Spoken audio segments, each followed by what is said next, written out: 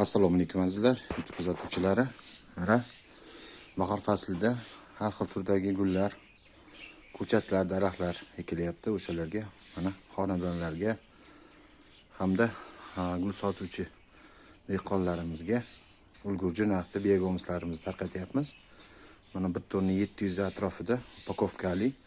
Bu yerda 5 kiloligi ham bor, hamda 10 kilo 20 litrligi bor. Ko'rishimiz mumkin. Juda ham sifatli 05 yilda o'tgan. Hozir buni dastavka qilyapmiz, xudo xolasa Chorsu gul bozoriga.